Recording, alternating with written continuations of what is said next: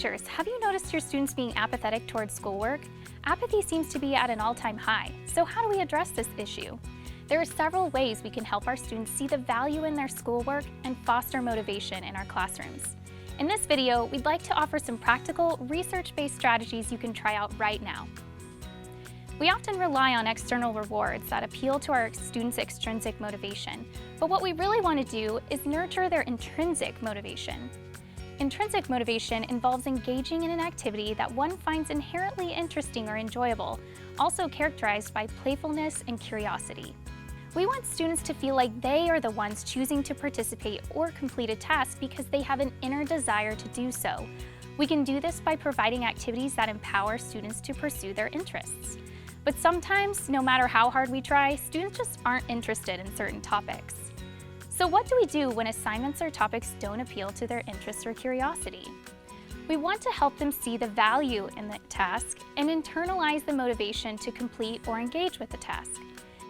Internalization involves accepting and embracing the beliefs, values, and behaviors of others, characterized as willingly engaging in an activity because one values and views the activity as worthwhile, even if it is not enjoyable. We can foster internalization by employing autonomy-supportive teaching practices, as supporting autonomy is one way to increase students' intrinsic motivation and internalization of task value. To do this, teachers can embrace a student-focused attitude, employ an interpersonal tone of understanding, and take the student's perspective. Now let's talk about how to address some of the common situations you experience with your students. My student just doesn't see the purpose in doing their assignments. Sometimes students just need some reasoning behind what they're being asked to do. Teachers can provide this through explanatory rationales. Explanatory rationales involve the teacher explaining why the material is personally useful to the student. For example, you might help the student explore the value of the assignments with statements such as, "What are some ways you could use this concept in your favorite sport?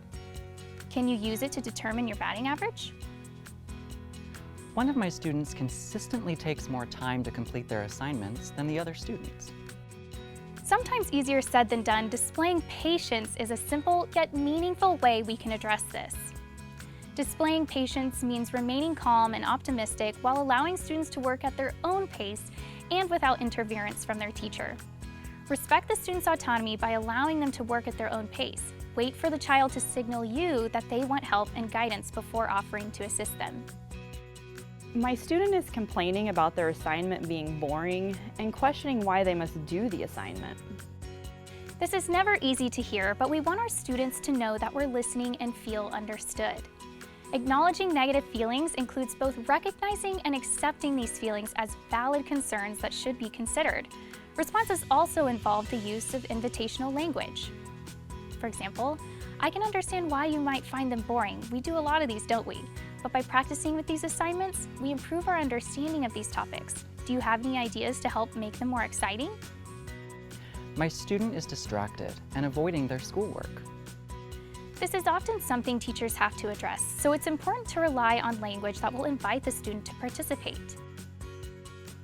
Relying on invitational language involves responding to students in a way that is non-controlling while preserving the student's personal agency for problem solving and responsibility for their own behavior. With a calm voice, you might ask the student what their goals are for that day or week or unit.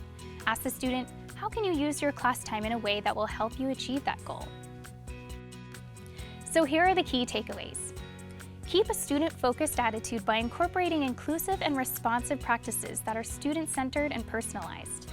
Employ an interpersonal tone of understanding by relying upon invitational, engaging, and non-controlling informational language.